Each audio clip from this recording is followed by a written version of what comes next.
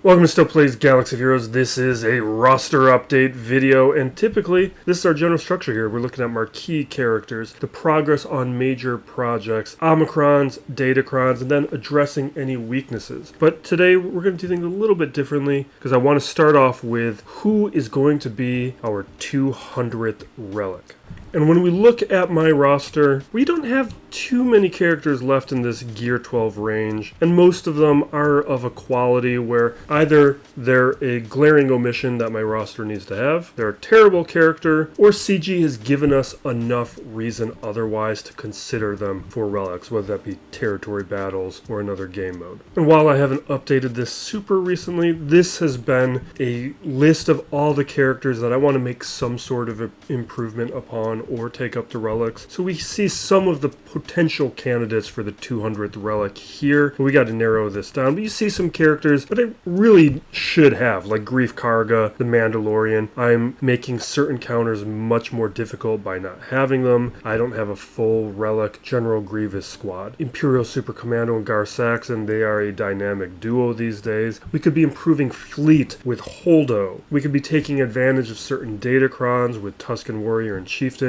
or touching on territory battles with Tarful, Young Han. Or start working towards a GL in GL Rey, my final GL. Well, there's GL Ahsoka, but after GL Ahsoka, which is definitely happening, we could start looking ahead towards other big projects by building out like a Zori squad. So we need to narrow this down to 5 potential candidates for today. And candidate number 1 for that 200th relic on my roster is going to be Tarful. I love Wookiees. I use them all the time as my go-to cleanup squad. If there's only a character or 2 left, they can pretty much beat anything at Gear 12 across the board. Very safe, very reliable, but I also like Wookiees and I want to make them stronger. This is a squad I would like to have access to, even though it's a lower tier squad and it does have some territory battle benefit. Candidate number 2, Young Han Solo. Shout out to Glurmit. This character I've wanted to have a long time, and this is a hint. If you have a newer account, you need to get Young Han Solo very early, because he is your cheat code to beating Smuggler's Run early. Because of the protection up mechanics and the counters, he basically solos it on his own. He makes the early game that much easier, and you really want to have early access to Smuggler's Run, to the later tiers of Smuggler's Run as quickly as possible, and he's going to be the one that makes you do it. Now for me, he's just a character I would like to have. I love the movie, I like the character, and he has some utility, but also some of that territory battle relevancy. T3M4 is just that droid character that unlocks the sortie squad. Very important to have. I also already have the Zeta on Master Gearhead, which is useless at Gear 12, so I kind of need to have them at relics. It's also going to boost up the Ebon Hawk a little bit. Character I've been looking at for a long time for relics. B2 is an important character to some counters, and is really the first of the characters who's a potential candidate based on weaknesses in my roster. This is one of the less relevant of those weaknesses, like Grief Karga or Mando would be more relevant. I just think they're a little less fun for the purposes of this video. And the final candidate is I'm a Gundai. Now, there's a reason he's here. He's completely useless. There's no reason to do him.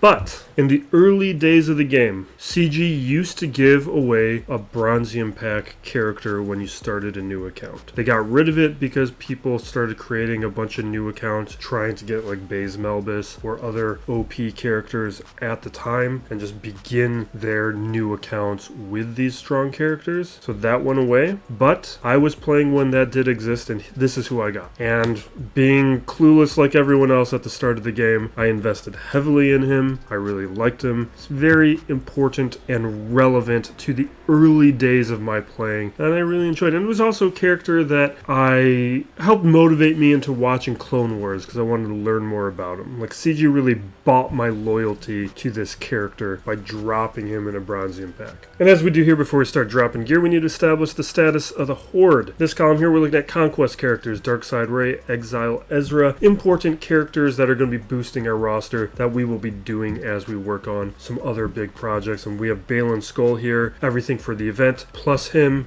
GL Ahsoka within this column. This is just everything to start her event. And then this is just some luxury characters, GL Ahsoka herself. All that is being put off a little later. Anything in color here, those are items we still need. These are in deficit. Everything in gray is in surplus, and we are starting to build up some nice surpluses here. Impulse detectors, Zinbidi cards, Electriums, all of those, we are now starting to build up some meaningful surpluses of which we could probably absorb a character or two in terms of requirements and not go negative. And then signal data, this is what we really need. This is what's slowing us down. This is just a big project. CG hasn't given us a lot of opportunities to reduce that. Kairos though, we're pretty good in Kairos. Like these are now of a quantity that these are just going to take care of themselves on their own. Like a few territory battles and we're good. And then all the Gear 12 plus pieces are in some pretty meaningful surpluses here. We even have 300 extra fusion furnaces right now. We have an extra 200 med packs. Like those will go quickly, but we have everything to satisfy what we are working on right now. And now we have a decision to make. And this has not been planned out in the calculations of my gear, so this will subtract from some total. I almost wanted to do I'm a Gundai to memorialize his status in my roster. That's a strong candidate. Even though B2 would probably be a little bit more relevant these days, that's a strong one. The only reason I don't want to do Younghan or Tarful is because it feels a little lame to be doing a territory battle character that unlocks a stage within territory battles. I kind of want to do something a little less specific and relevant. That's why characters like Grief Karga have been eliminated. Like that's a character that would help. Geonosian Brood Alpha would help my roster out a lot right now. We could even do like a Datacron related character like Range Trooper. He would have been on this list if there wasn't a Datacron for him right now. I just eliminated him because I didn't want to do a Datacron character to be my 200th relic. So here,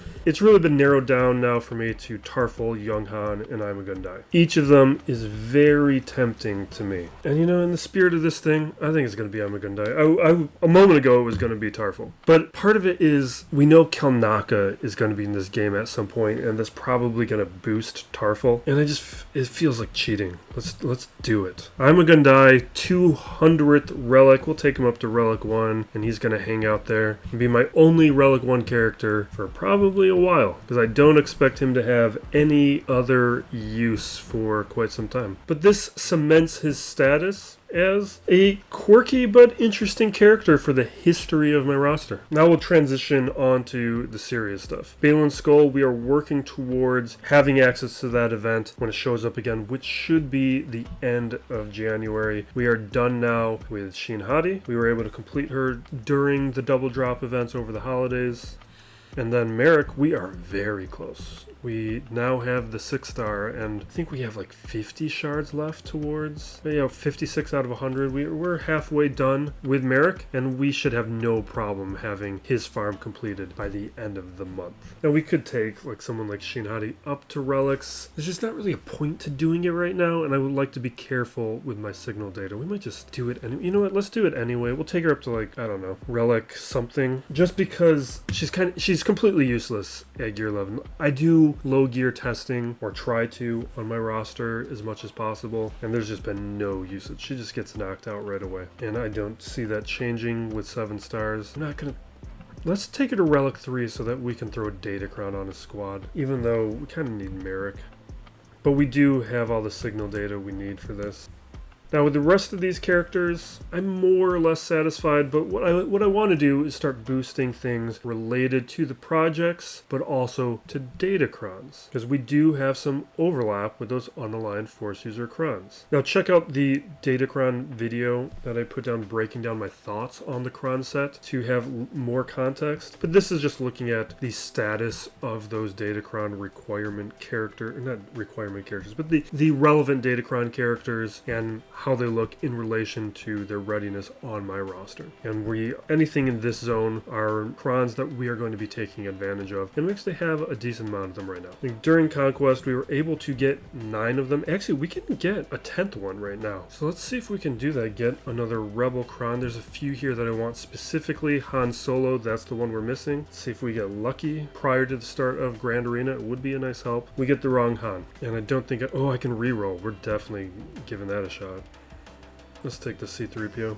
Although, I can't even remember what the Young Han does. I probably should have read it before I rerolled. And then the rest of these, do I want to change this? The level 6s are kind of whatever. Really, it's a question of how I'm going to be using the squad. I guess in 3v3, we're going to be using it in a CLS. No, I'm going to be using the CLS Kron probably. So I wouldn't be using C3PO Kron in 3v3 anyway. I kind of don't mind the riposte, but you know what? Let's take the offense stacking. We can, even if we don't use the C3PO Kron because we might not use it at all, we can take the offense stacking, just throw it on another squad. That's useful. And I hate all of these. Let's just take this. It's actually probably the least useful one. This is why I don't like to do things on a record. I want to think it through first. But really, the Young Han Kron is, not the Young Han Kron, the Han Solo Kron is the only Kron that I still want that we're missing. Everything else, we'll see what we do. I'm pretty happy with the Kron set that we've been building out so far. Except now we need to make sure that we can actually utilize some of these Krons. And this is not in the budget, or at least not all of them are in the budget. Fulcrum, though, is. So let's be taking Fulcrum up to,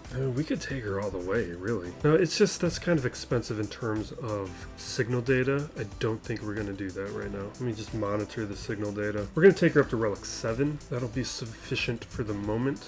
And Ahsoka is just one of my favorite characters anyway, so I don't mind having any of these characters at high relics. Well, the only thing that I do mind about high relics is that it's just, I don't like roster uniformity among the game. I think it makes things stale and boring. Okay, Cal Kestis, we don't have the Kron yet, so taking him up to Relic 5 doesn't really matter. These characters are all good. Death Trooper, I do have the Kron. It's not very good, though. I don't know if I care. I think I care about the signal data more than I care about using the Kron. I'm just fine with that for now. And then the rest of these, they're going to have to wait. Everything else is good. Our next item is the Punishing one. We can take it up to 6 stars. This farm's going pretty well at this point. I feel like getting terrible drops in the beginning, but lately I feel like the RNG has started to shift into my favor. We've been making good progress. We got 77 more shards to go. It'll be nice to knock out some of these farms prior to Hu Yang, General Syndulla, Padawan Sabine all being farmable. And with those changes, that sets us up for another week of Grand Arena. We'll go take care of our lock-in in a moment. We've got our 200th relic.